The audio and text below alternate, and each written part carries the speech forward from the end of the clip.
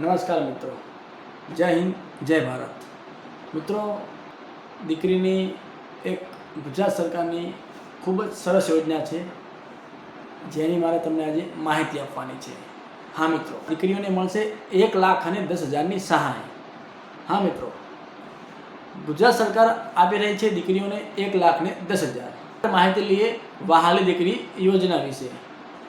મિત્રો, તમારે આ યોજનાનો લાભ લેવો હોય તો તમારી દીકરીનો જન્મ 2019 પછી થયેલો હોવો જોઈએ. મિત્રો, એનો પહેલો નિયમ છે. મિત્રો, આ યોજના એટલા માટે સરકારે બનાવી છે કે દીકરીઓને ભણવામાં ઉચ્ચ અભ્યાસ માટે પૈસાની જરૂર પડતી હોય તો માતા પિતાને કદાચ સગવડ ના હોય તો આ યોજના હેઠળ દીકરીને 1,10,000 મળશે, તો જે આગળ ઉચ્ચ અભ્યાસ કરી શકશે. મિત્રો, આ યોજના એટલા માટે બનાવી સરકારે કે બાળ લગ્ન અટકે અને દીકરીઓ આગળ વધારે ભણે અને માતા પિતાને બોજરૂપ સાબિત ના થાય, તેના માટે મહત્ત્વની યોજના સરકારે અમલમાં મૂકી છે. હવે મિત્રો, આપણે જાણીએ કે સહાય કેવી રીતે મળે છે અને કેટલી મળે છે અને ક્યારે મળે છે. તો મિત્રો, સૌપ્રથમ તમારી દીકરીનો જન્મ થાય અને તમે સ્કૂલમાં બેસાડો પહેલાં ધોરણમાં, એટલે તમને સરકાર તરફથી 4,000 રૂપિયા ડાયરેક્ટ તમારી દીકરીના ખાતામાં જમા કરવામાં આવશે. જે મિત્રો પહેલાં ધોરણમાં પ્રવેશ કરતી વખતે. પછી મિત્રો બીજો હપ્તો આવે છે જ્યારે તમારી દીકરી 9મા ધોરણમાં પ્રવેશ કરે ત્યારે બીજો હપ્તો આવે છે 6,000નો. એમ મિત્રો કુલ 10,000ની સહાય મળે છે 1 થી 9 ધોરણ વચ્ચે.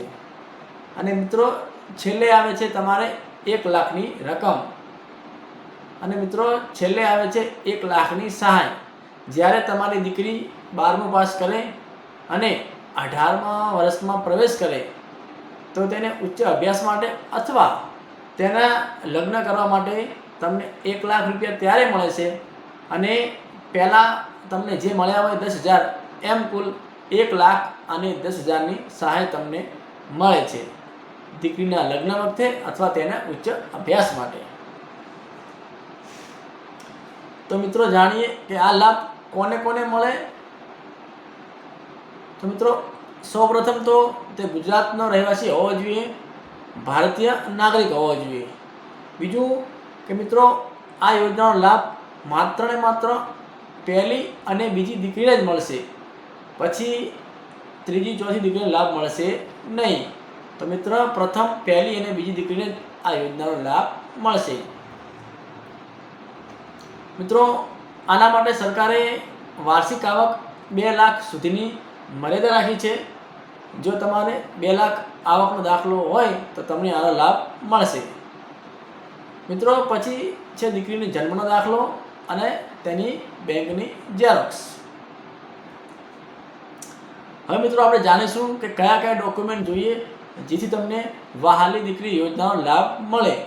તો મિત્રો, સૌપ્રથમ તમારે જન્મનો દાખલો બાળકનો, પછી મિત્રો માતા પિતાનું આધાર કાર્ડ, રેશન કાર્ડ, બેંકની ઝેરોક્સ જે બાળકની જન્મ થયો હોય તે, પછી મિત્રો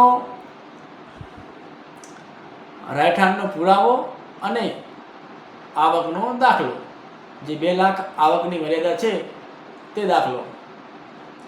અને મિત્રો છેલ્લે છે સ્કૂલનો પ્રમાણપત્ર, જે વિદ્યાર્થી જે સ્કૂલમાં અભ્યાસ કરતો હોય તેનો LC. હવે મિત્રો, અરજી ક્યાં કરવી.